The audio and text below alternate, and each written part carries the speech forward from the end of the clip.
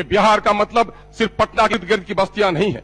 आप सीमांचल के इलाके में जाकर देखिए, 50 किलोमीटर की दूरी पर महानंदा में पुल नहीं है, 50-50 किलोमीटर पर कॉलेज नहीं है। आप नारी उत्थान की बात करते हैं, हमारी बेटियां कैसे पढ़ सकती हैं? नमस्कार, आप देख रहे हैं लाइव सिटीज और आपके साथ मैं हूं वसीम खान। बिहार विधानसभा सत्र का तीसरे दिन और जो बिहार की राजनीति की जो गर्माहट है वो साफ देखी जा सकती है। ऐसे में असदुद्दीन ओवैसी की पार्टी AIMIM के विधायक अख्तरुल इमाम ने साफ सदन में ये कह दिया कि मुख्यमंत्री नीतीश कुमार जी, बिहार में विकास का मतलब ये कतई नहीं कि पटना के आसपास के क्षेत्रों का ही विकास हो। सीमांचल में विकास बिल्कुल भी नहीं हुआ है। और अगर शिक्षा की बात करें तो 50 किलोमीटर तक कोई भी कॉलेज नहीं है। अगर आप दूर दूर तक जाएं तो 50-50 किलोमीटर आपको दूरी तय करेंगे, फिर भी आपको कोई कॉलेज दिखाई नहीं देंगे। साफ लफ्जों में ये कहते दिख रहे थे कि बिहार में विकास की बात मुख्यमंत्री नीतीश कुमार कहते हैं। ऐसे में सीमांचल में कोई भी विकास का कार्य मुख्यमंत्री नीतीश कुमार ने नहीं किया है। क्या कुछ कह रहे हैं अख्तरुल इमाम, जरा आप वो सुनिए। माननीय सभापति महोदय, मुझे महामहिम राज्यपाल जी के अभिभाषण पर अपना संशोधन पेश करने का मुझे मौका दिया है, हम इसके लिए आपका शुक्रिया अदा करते हैं। मशहूर स्कॉलर जोलियस ने 1941 के हवाले से लिखा है कि हाउस ऑफ कॉमन में लॉर्ड जॉन रसल ने कहा कि सिंहासन से जो भाषण होता है वो भाषण दरअसल राज्य मंत्रिमंडल का भाषण होता है, मंत्रिमंडल का भाषण होता है। मैं भी समझता हूं, सदन भी, और यह जनता तक भी संदेश जाना चाहिए कि माननीय महामहिम राज्यपाल ने जो अभिभाषण दिया है वो दरअसल बिहार सरकार के मंत्रियों के परामर्श का भाषण है।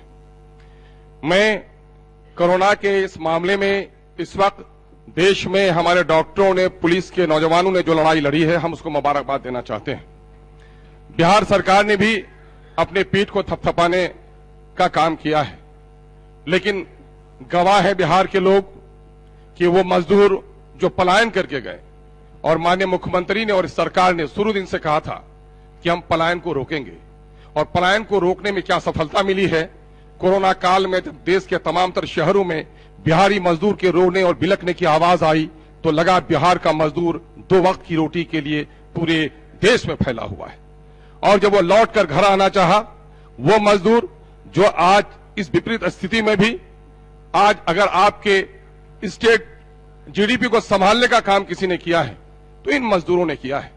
ये मजदूर सिर्फ अपने बाल बच्चों की रोटी के लिए नहीं गए, बल्कि बिहार की तरक्की के लिए गए। और अफसोस के कोरोना काल में उन मजदूरों को हम वो इज्जत नहीं दे सके जो उसके हकदार थे। गवर्नमेंट ने कई बातें कही हैं कि इंसाफ के साथ तरक्की, गुड गवर्नेंस का नारा दिया है।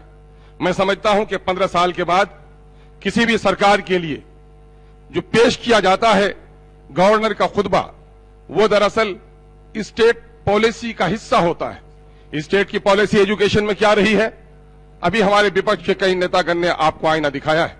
एजुकेशन और हेल्थ में आप कितने जागरूक हैं कि बच्चों को पढ़ाना भी चाहते हैं और 150-150 बच्चे पर भी एक टीचर आप नहीं दे पा रहे हैं। 1 लाख 1.5 लाख की आबादी को भी डॉक्टर नहीं दे पा रहे हैं। आपने गुड गवर्नेंस की बात कही थी।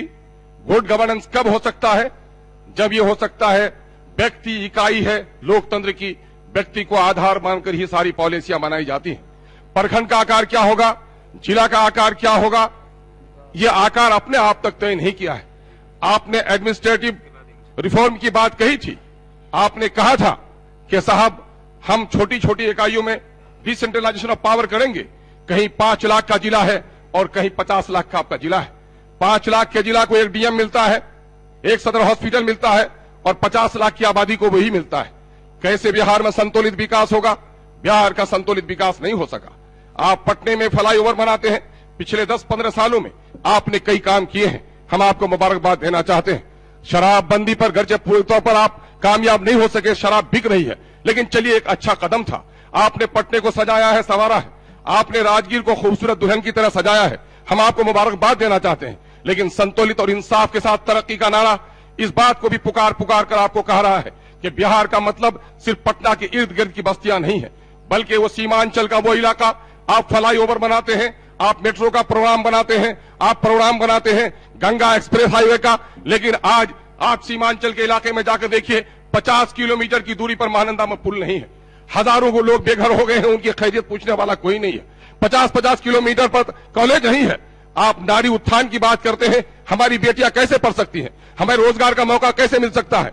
यही है कि आर्थिक सर्वेक्षण में जो रिपोर्ट आई है, वो रिपोर्ट दर्शाता है कि कितनी डिस्पैरिटी है, क्षेत्रीय कितना असंतुलन है, कि कहीं मुंगेर में 90 करोड़ प्रति व्यक्ति आय है, 1 लाख से ज्यादा 1,25,000 का आय आपका प्रति व्यक्ति आपका पटने में है, और हमारा सीमांचल में 17 और 18,000 है। सीमांचल की सच्चाई यह है कि बैंक में साख जमा राशि अगर हो तो 75% राशि हमारे पूर्णिया में है, 60% की राशि हमारे किशनगंज में है, लेकिन सबसे कर्ज हमारे कम लोगों को दिया जा रहा है। हमारी नदियों में पुल नहीं बन पा रहा है, हमारे घर कट रहे हैं, उसकी खबर लेने वाला कोई नहीं है। इसीलिए सत्ता का विकेंद्रीकरण हो, यही कहा गया था, चाहे राजा का बेटा हो, चाहे मेहतर की संतान, सबको मिलेगा मौका एक समान। मैं सीमांचल के लोगों को, अपने साथियों को साक्षी रखकर कहना चाहता हूं कि आज पटने से हमको इंसाफ नहीं मिल रहा है।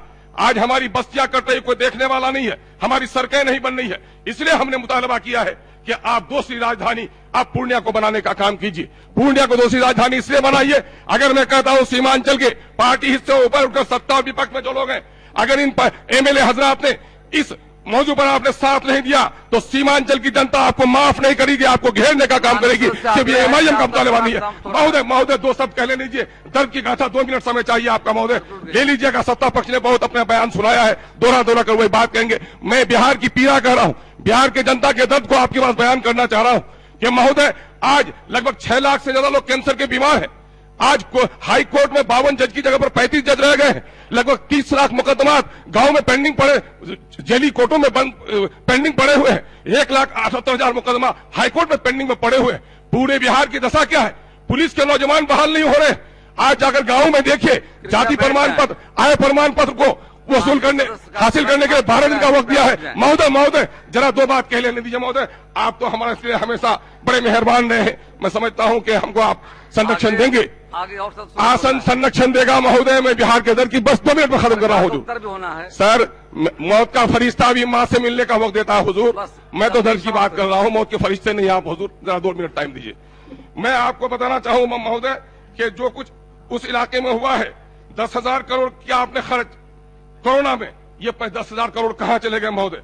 हम आपसे कहना चाह रहे हैं महोदय कि फ्लड का मामला हो, माइग्रेशन का मामला हो, गुड गवर्नेंस का मामला हो, सारा फेल है। एक आखिरी बात कि पिछले 10-15 सालों में अकलियतों पर खौफतारी हो गया है, मॉब लिंचिंग हो रहे हैं। गवर्नर के खुदे में अकलियतों के हवाले से कोई बात नहीं आई है। अगर ये हुकूमत करना चाहती है, अगर न सुनेंगे बात तो एक आखिरी बात सुन लीजिए हुजूर, मैं टैक्स देता हूं, मुझे हिस्सा नहीं मिला, छीन कर मेरे हिस्से का चिराग, 1-2 पंक्ति हुजूर, छीन कर मेरे हिस्से का चिराग अंधेरा मेरा मुकद्दर कर दिया। उजाला था जिस नगर में, मेरे हिस्से का चिराग भी उसी के हवाले कर दिया। बहुत बहुत धन्यवाद। तो आपने सुन लिया, साफ लफ्जों में अख्तरुल इमाम ने साफ साफ कह दिया है कि सीमांचल में विकास का काम नहीं हुआ है, और ये दावे जो किए जाते हैं कि बिहार में विकास हो रहा है, विकास का कार्य हुआ है, ऐसे में पटना के आसपास के क्षेत्रों में ही विकास का कार्य हुआ है। और ये कतई नहीं माना जा सकता कि पटना के आसपास के क्षेत्रों में विकास का कार्य होने का मतलब ये नहीं है कि बिहार में विकास का कार्य हुआ है। खैर, लाइव सिटीज के साथ बने रहे, हम तमाम लेटेस्ट तस्वीर लगातार अपडेट करते रहेंगे। तो आपने हमारे चैनल को सब्सक्राइब नहीं किया है तो तुरंत सब्सक्राइब कर ले, साथ ही साथ हमारे फेसबुक पेज को भी लाइक कर ले, ताकि तमाम छोटी बड़ी खबरों से लगातार हम आपको जोड़ सके। आपका बहुत बहुत शुक्रिया।